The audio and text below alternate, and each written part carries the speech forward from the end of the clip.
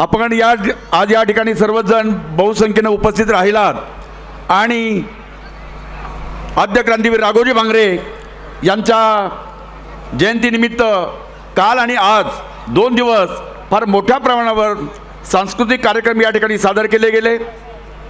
त्याबद्दल सर्वप्रथम मी आपणा सर्वांच्या वतीनं आपल्या तालुक्याचे लोकप्रिय आमदार आणि कार्यसम्राट आमदार यांचे आभार मानतो, अभिनंदन करतो।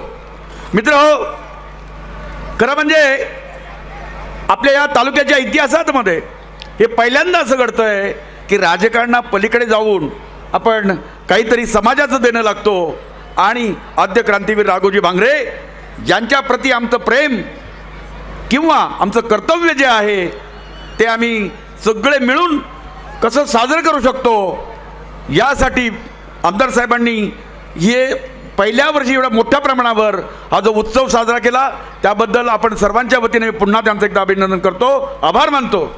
मित्रहो, खरं म्हणजे आज आद्य क्रांतीवीर राघोजी भांगरे यांची जयंती आहे।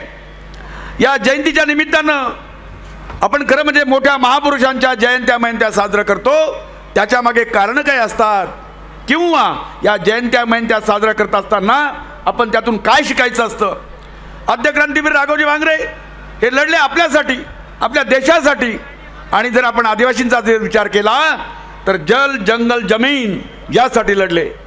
मित्रहो, जल जंगल जमिनीचा विचार करत असताना आजही आपल्याला काही प्रमाणात या प्रश्नांसाठी झगडावंच लागेल।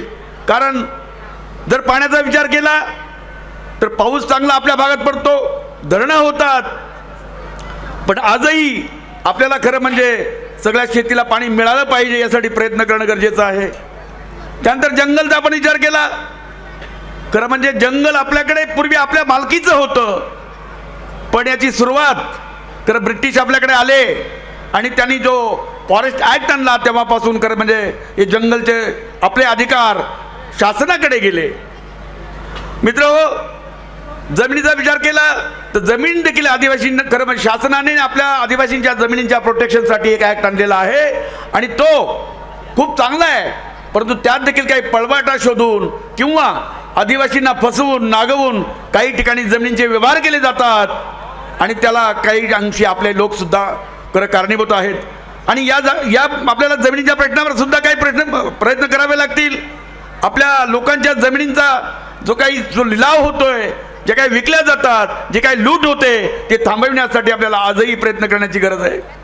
मित्रहो, खरं म्हणजे हे सगळं करत असताना आपण या शूर क्रांतीवीरांच्या ज्या जयंत्या साजऱ्या करतो तेव्हा आपल्याला खरं म्हणजे थोडं मागे जावं लागेल।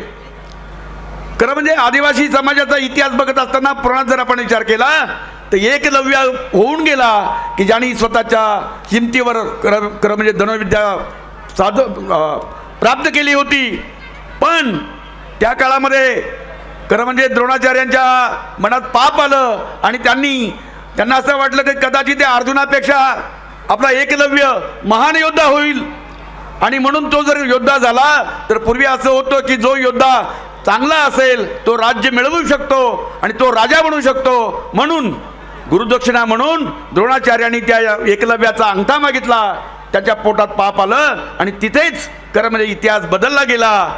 जर द्रोणांनी एकलव्याचा अंगठा घेतला नसता आणि ते जर राजे झाले असते तर खरं म्हणजे काहीतरी इतिहास वेगळाच लिहिला गेला असतं।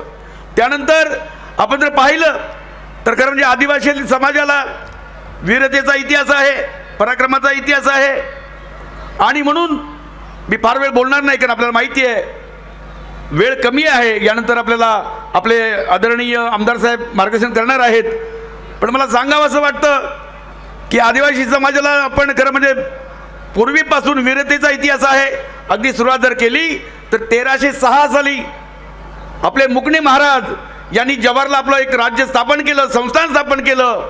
त्यानंतर छत्रपती शिवाजी महाराजांचे सवंगडी आपण जे मावळे म्हणतो, शिवाजी महाराजांचा जन्म कुठला? शिवनेरीवरचा। शिवनेरीच्या आजूबाजूला सगळे मावळे आहेत। मावळे म्हणजे कोण? हेच तुम्ही आम्ही। आणि याला पुरावा असा आहे की शिवाजी महाराजांचं जे युद्ध घोषवाक्य होतं, प्रत्येक सैन्याचं एक युद्ध घोषवाक्य असतं, त्याला वॉर क्राय म्हणतात, ते होतं हर हर महादेव। कारण महादेवचे भक्त असलेले हे सगळे महादेव कोळी हे सवंगडी होते, मावळे होते. खरं म्हणजे अशा प्रकारचा मुकणे महाराज असतील, शिवाजी महाराजांचे आपण मावळे असू, किंवा अलीकडच्या काळामध्ये आपले राघोजी भांगरे असतील, या सगळ्यांचा इतिहास आपण जर पाहिला तर खरं म्हणजे वीरतेचा इतिहास आहे. पण आज आपल्याला पुन्हा एकदा आपल्या प्रश्नांसाठी एकत्र येऊन आणि सामाजिक प्रश्नांच्या साठी लढावं लागेल. आपल्यावर होणाऱ्या अन्यायाविरुद्ध आपल्याला पेटून उठावं लागेल. मग तो घुसखोरी असेल, आपल्या नोकऱ्यांचा प्रश्न असेल, तरुणांमध्ये वाढलेली व्यसनाधीनता असेल, असे बरेच सामाजिक प्रश्न आहेत.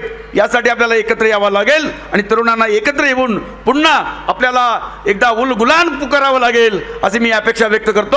आणि आपण मला इथं बोलण्याची संधी दिलीत त्याबद्दल आपल्या सर्वांचे, आयोजकांचे, आमदार साहेबांचे आभार मानतो. आपण सर्वांनी मला माझं ऐकून घेतलं त्याबद्दल मी आपले आभार मानतो आणि थांबतो. धन्यवाद. जय हिंद, जय महाराष्ट्र.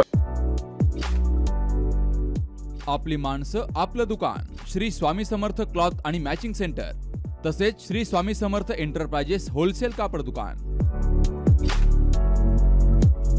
अकोलेकरांच्या पसंतीस उतरलेलं कापड विश्वातील लोकप्रिय नाव म्हणजे श्री स्वामी समर्थ कापड दुकान. मनमोहक वस्त्रालंकार, वाजवी किंमत आणि विनम्र सेवा. 6 वार साडी, 9 वार sari, Banarasi silk, suiting, shirting, Manchar टोपी, टॉवेल, शाल, नॅपकिन, फेटा, इनरवेअर आदी साहित्य एका छताखाली. लग्न बस्त्यासाठी खास अद्ययावत व्यवस्था, तसेच लग्न बस्त्यावर ट्रॉली बॅग फ्री. लहान मुलांच्या असंख्य व्हरायटीजचे मनमोहक कपडे. महिलांसाठी होलसेल स्वतंत्र साडी विभाग, तसेच स्वतंत्र लेडीज आणि जेंट्स विभाग. एक वेळ अवश्य भेट द्या. खरेदी करा मनमोहक वस्त्र आणि खुलवा आपलं सौंदर्य. आमचा पत्ता शाखा नंबर 1 श्री स्वामी समर्थ क्लॉथ व मॅचिंग सेंटर, अगस्ती कॉम्प्लेक्स, पहिला मजला, बाजार तळाजवळ, अकोले, तालुका अकोले. आणि शाखा number 2 Shri Swami Samarth enterprises wholesale कापड दुकान, भिंगारे गोडाऊन शेजारी, दत्त मंदिर रोड, कचेरी परिसर, अकोले. प्रोप्रायटर बेनके बंधू. संपर्क 75 88 51 31 33 आणि 024 24 22 33 24.